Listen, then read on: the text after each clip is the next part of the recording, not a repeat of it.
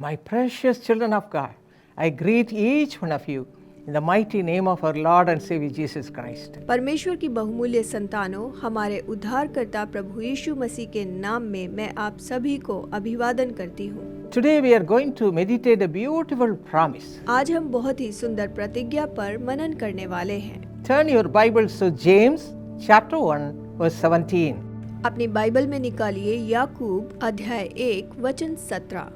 It says, every good gift and every perfect gift is from above and comes down from the Father of lights, with whom there is no variation or shadow of turning. क्योंकि हर एक अच्छा वरदान और हर एक उत्तम दान ऊपर ही से है और ज्योतियों के पिता की ओर से मिलता है, जिसमें ना तो कोई परिवर्तन हो सकता है और ना अदल बदल के कारण उस पर छाया पड़ती है। What a beautiful promise it is. ये कितनी ही सुंदर प्रतिज्ञा है। From the Father of lights, every good gift comes. ज्योतियों के पिता की ओर से हर एक अच्छा वरदान आता है। Yes, my friends, it is coming to you.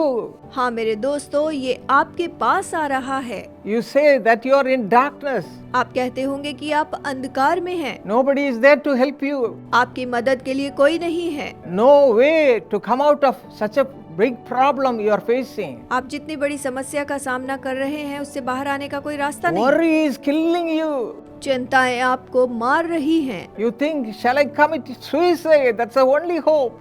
आप सोच रहे होंगे कि मैं आत्महत्या कर लूं, केवल यही रास्ता है। Are you in trouble? आप मुश्किल में हैं। Remember this promise. इस प्रतिज्ञा को याद रखें। From the Father of lights, जीवन के पिता की ओर से all good gift comes. हर एक अच्छा वरदान आता है। You must have the close communion with this God. आपको इस परमेश्वर के साथ नजदीकी संगति रखनी चाहिए। If you believe, you will see greater blessings. अगर आप विश्वास करेंगे तो महान आशीषों को पाएंगे। Psalm 85 verse 12 says, the Lord shall give you what is good. भजन संहिता 85:12 कहता है कि यहोवा उत्तम पदार्थ देगा। How to receive the goodness of God? परमेश्वर की भलाई को कैसे प्राप्त करें? If you read Psalm 23 verse 1, David says, you have to have the Lord as your shepherd. भजन 23:1 में दाऊद कहता है कि यहोवा तुम्हारा चरवाहा होना चाहिए। He clearly said, the Lord is my shepherd, I shall not want. उसने स्पष्ट कहा है कि यहोवा मेरा चरवाहा है, मुझे कुछ घटी ना होगी।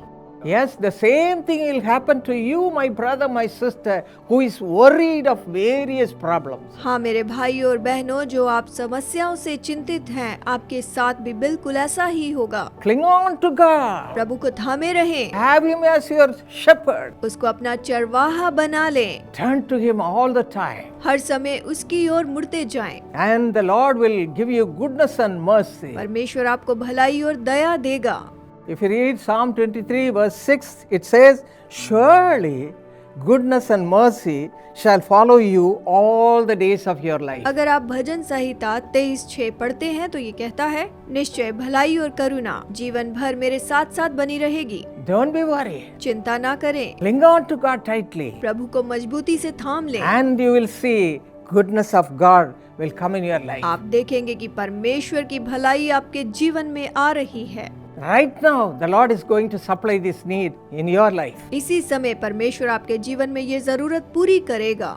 Shall we pray? आइए प्रार्थना करें। Father, thank you, Lord, for your wonderful presence. पिता, तेरी अद्भुत उपस्थिति के लिए धन्यवाद। Fill your children with your goodness and mercy right now. अपनी संतान को अपनी भलाई और करुणा से अभी भर दे। Take away all the worries and cares of this world.